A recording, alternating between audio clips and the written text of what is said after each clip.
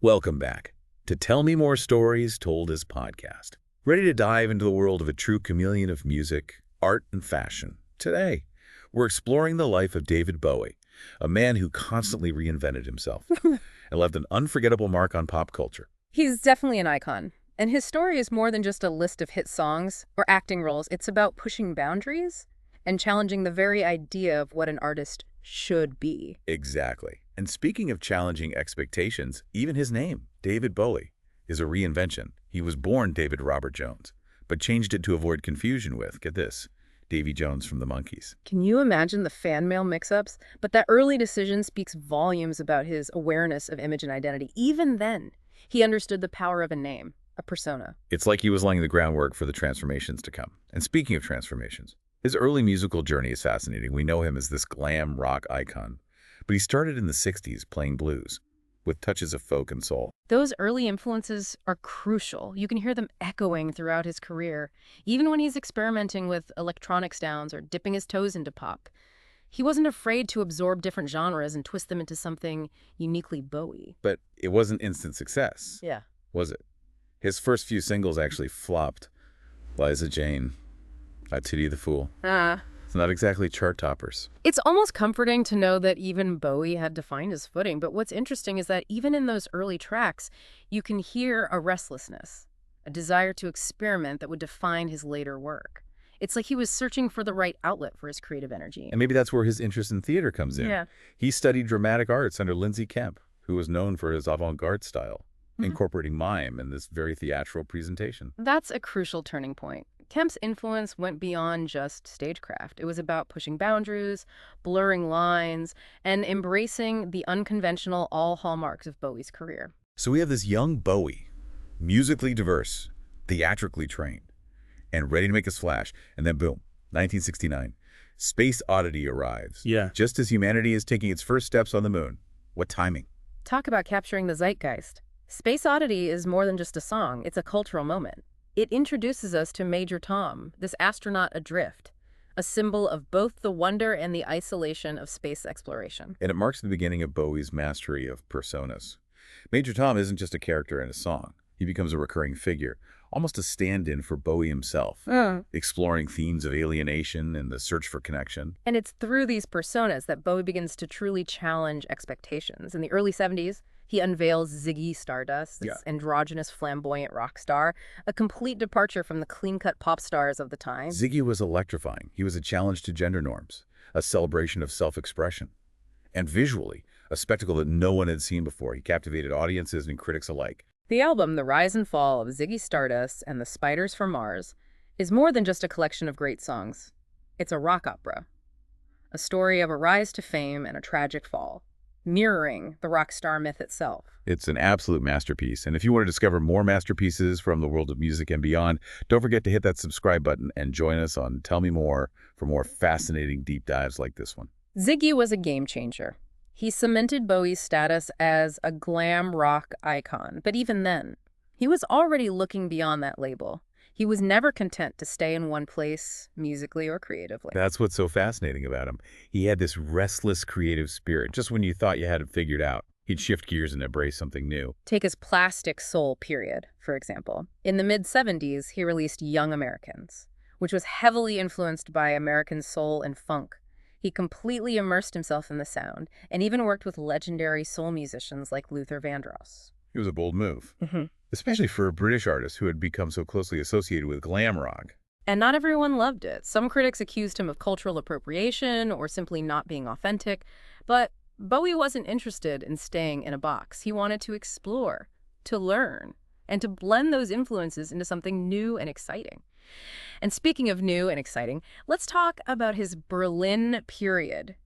Shall we? This is where things get really experimental. The Berlin Trilogy, Low, Heroes, Yeah. and Lodger. These are some of his most challenging and rewarding albums.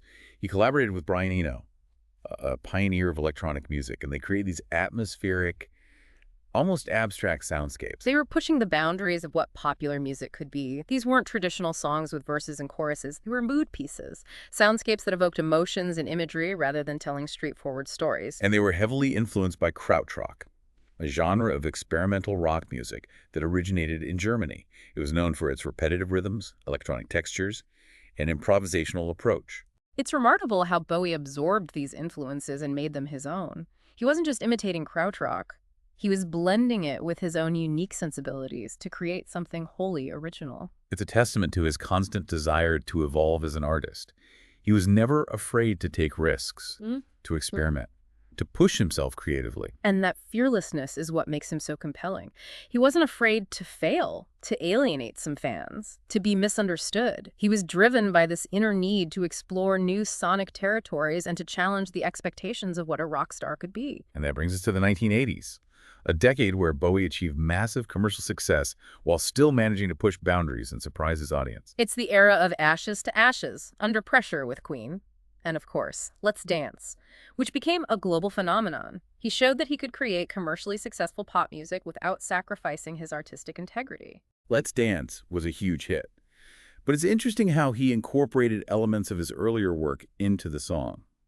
The music video features a nod to his Ziggy Stardust persona, and the lyrics touch on themes of identity and reinvention that had been central to his career from the very beginning. It's like he was winking at his past while simultaneously moving forward. And even at the height of his commercial success, he was already looking beyond the pop charts. Exactly. He wasn't content to just ride the wave of popularity. He continued to explore different creative avenues, including acting, which is another fascinating chapter in his story. He had this undeniable screen presence. His role as Thomas Jerome Newton in The Man Who Fell to Earth is iconic. He brought a certain otherworldly quality to the character, which, given his own persona at the time, seemed perfectly fitting. And who can forget his portrayal of Jareth the Goblin King in Labyrinth? It's a cult classic that introduced him to a whole new generation. What's striking about his acting choices is how they often reflected the themes he was exploring in his music: alienation, otherness, the search for identity. These are all present in both his musical and acting endeavors. It's like he was using different mediums to explore the same fundamental questions about what it means to be human. And beyond music and acting, he was a passionate art collector. His collection included works by Jean-Michel Basquiat and many other prominent artists. This wasn't just a hobby for him. It was another way to engage with creativity and to immerse himself in the world of art. It speaks to his insatiable curiosity and his desire to constantly learn and grow as an artist. He wasn't just a performer. He was a student of art in all its forms. And speaking of his personal life, Yeah. his relationship with Angie Bowie was certainly unconventional. They had an open marriage, which was quite scandalous at the time. It was a reflection of the changing social landscape of the 1970s, but Yeah. more than that. It was a statement about their individual freedom and their unconventional approach to relationships. And then later in his life, he found love with Iman, and they had a very different kind of relationship. They were together for over 2 decades. And by all accounts, they had a deep and loving partnership. It's interesting how his personal life seemed to evolve alongside his artistic journey. He went from this period of wild experimentation and unconventional relationships to a more settled and grounded partnership. And did you know that before he met Iman, Bowie had a brief relationship with model Geeling Eng, who starred in his music video for China Girl? It's a fun little fact that adds another layer to the story behind that song. Speaking of stories, Bowie's legacy is about more than just his music or his various personas. It's about the way he challenged norms, embraced change, and inspired countless artists across genres. His impact on music, fashion, and art is undeniable. He was a true iconoclast, always pushing boundaries and challenging expectations. He showed us that being an artist is not about conforming to a mold, but about constantly evolving, reinventing yourself, and staying true to your creative vision. And that's what makes him so relevant even today. His music still resonates, his fashion choices continue to influence designers, and his artistic spirit continues to inspire generations of artists. He was a true original, a one-of-a-kind artist who changed the face of popular culture forever. But as with all stories, there's a final chapter. In his final years, Bowie continued to create groundbreaking work, leaving behind a legacy that would continue to inspire and intrigue us long after he was gone. But that, my friends, is a story for part 2 of our deep dive into the extraordinary life of David Bowie. Stay tuned. Welcome back to Tell Me More, where we're delving deeper into the ever-evolving world of David Bowie. Right. And it's fascinating how those two aspects, his art and his personal life, seem to mirror each other. He goes from this period of intense creative exploration and unconventional relationships to a more settled phase, both personally and artistically. And yet, even as he found stability with Eichmann, Bowie never stopped pushing boundaries. Take his 1992 marriage to I Am In itself. It was a huge cultural event, a rock star marrying a supermodel. But more importantly, it was a testament to their love and mutual respect. It challenged people's perceptions of him. Here was this artist known for pushing boundaries, embracing androgyny, and suddenly he's in this very public, committed relationship. It shows a different dimension to Bowie. He wasn't just about shock value. He was capable of deep, lasting love and connection. And musically, the 90s saw him experiment with industrial and electronic sounds. He even formed the band Tin Machine, which was a departure from his solo work. Tin Machine was a raw, almost punk rock energy. It was Bowie stripping things back, returning to a more band-oriented sound. It was a reminder that he was always willing to take risks, even if it meant alienating some of his fan base. He never lost that experimental edge. Right. And then, in the late 90s and early 2000s, he seemed to come full circle, incorporating elements of his glam rock past into albums like Heathen and Reality. It wasn't a simple nostalgia trip, though. He was revisiting those sounds with a maturity and a depth that only comes with age and experience. He was like a painter revisiting a familiar subject, but using a completely different palette and technique. Exactly.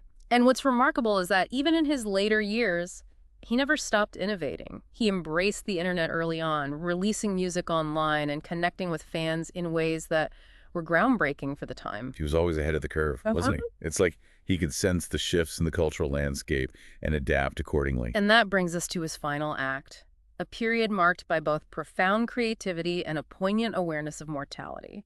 After a decade of relative quiet, he returned in 2013 with The Next Day, an album that surprised everyone. It felt like a rebirth, Yeah. full of energy and vitality. He even released music videos that revisited some of his iconic personas, like the Thin White Duke. But there was also a darker, more introspective side to the album. Songs like Where Are We Now and The Stars Are Out Tonight hinted at a reckoning with the past and a contemplation of life's fleeting nature. And then, 2 years later, he released what would be his final masterpiece, Black Star, a haunting and beautiful work that seemed to prefigure his own death. Black Star is a work of immense power and complexity. It's full of symbolism and ambiguity, and it's been interpreted in countless ways. But one thing is clear. Bowie was grappling with his mortality, and he was doing it in a way that was both fearless and profoundly moving. It was released on his 69th birthday, just 2 days before he passed away from liver cancer. It's almost as if he knew his time was running out, and he poured every ounce of his creative energy into that final album. It's a parting gift, a testament to his enduring artistic spirit. The timing of its release, alongside his death, adds this whole other layer of meaning to the album. It's like he was consciously saying goodbye to his fans through his art. And it's not just Black Star. His musical Lazarus, which debuted in New York shortly before his death, also explores themes of mortality and legacy. It's a powerful and moving work that adds another dimension to Bowie's artistic genius. It's a testament to his enduring creativity, that he was still pushing boundaries and challenging conventions, even in the face of his own mortality. And that's ultimately what makes David Bowie such a fascinating and enduring figure. He wasn't just a musician or an actor. He was an artist in the truest sense of the word, constantly evolving, constantly challenging himself and his audience, and leaving behind a legacy that continues to inspire and intrigue us today. It's a legacy built on a foundation of musical brilliance, artistic innovation, and a relentless pursuit of self-expression. He was a true original, a one-of-a-kind artist who changed the face of popular culture forever. And his influence continues to be felt today. Artists across genres cite him as an inspiration. Fashion designers draw from his iconic looks, and his music continues to be discovered and rediscovered by new generations. He was a true visionary, a pioneer who showed us that the only limits to creativity are the ones we impose on ourselves. So as we wrap up this deep dive into the life and career of David Bowie, I think it's important to remember that his story is more than just a collection of facts and figures. It's a testament to the power of imagination, the importance of embracing change, and the enduring legacy of an artist who dared to be different. He was a shooting star that burned bright and left an indelible mark on the world. His music, his art, his ideas will continue to inspire us for generations to come. He challenged our notions of identity, gender, and artistry. He showed us that it's okay to be different, to embrace our individuality, and to never stop evolving. And that's a powerful message that transcends any particular genre or era. It's a message that will continue to resonate as long as there are people who dare to dream, to create, and to push the boundaries of what's possible. He was truly one of a kind, wasn't he? It's hard to imagine anyone else having such a profound impact on so many different aspects of culture. It's rare to find an artist who can seamlessly move between music, fashion, film, Yeah. and visual art, leaving their mark on each one. And it all comes back to this idea of constant evolution, this refusal to be pinned down or defined by any one label. He was a master of reinvention, constantly challenging himself and his audience, and in doing so, he redefined what it meant to be a modern artist. Now that brings us to a question I've been pondering throughout our deep dive. How did Bowie's constant evolution, his ability to shed his skin and become something new, change our understanding of what a rock star could be? That's a fantastic question, and I think it gets to the heart of Bowie's enduring legacy. He challenged the very notion of a rock star as a static entity, someone who finds a formula and sticks to it. He showed us that it's okay to experiment, to Yeah. take risks, and to evolve, even if it means alienating some fans along the way. He embraced change as an essential part of the creative process, and in doing so, he liberated other artists to do the same. He gave them permission to be themselves, to explore different facets of their creativity, and to not be afraid of pushing boundaries. He really did pave the way for so many artists who came after him. You can see his influence in everyone, from Lady Gaga to Trent Reznor to Kanye West. And it's not just about the music, it's about the attitude, the fearlessness, the willingness to challenge conventions and embrace the unconventional. Bowie showed us that being an artist is not about fitting into a mold, but about creating your own mold, even if it means breaking it and starting over again and again. It's inspiring, Yeah. isn't it? Yeah. He reminds us that we don't have to be just one thing, that we can be multifaceted, Yeah. that we can constantly grow and evolve. And that growth doesn't have to be linear. It can be messy. It can be contradictory. It can even be uncomfortable at times. But it's through that process of exploration and experimentation that we discover who we truly are. He was a true chameleon, Mm. wasn't he? Shifting and changing, but always staying true to his core artistic vision. And that's the beauty of it. He was constantly evolving, but there was always this undeniable Bowie essence at the heart of it all. So as we wrap up our deep dive into the extraordinary life and career of David Bowie, what's the one takeaway you hope our listeners will hold on to? I think it's the idea that creativity is not a destination. It's a journey. It's about embracing the unknown, pushing boundaries, Yeah. and never being afraid to reinvent yourself, just like Bowie did. Beautifully said. And for our listeners out there, Yeah. what are your takeaways from our deep dive into the world of David Bowie? What resonated with you the most? What will you explore further? We encourage you to keep the conversation going, to delve deeper into his music, his art, and his life, and to find your own meaning in the legacy he left behind. Thanks for joining us on Tell Me More Stories Told As podcast for this cosmic journey through the world of David Bowie. We'll be back soon with another deep dive into the life of an extraordinary individual. Until then, keep exploring, keep creating.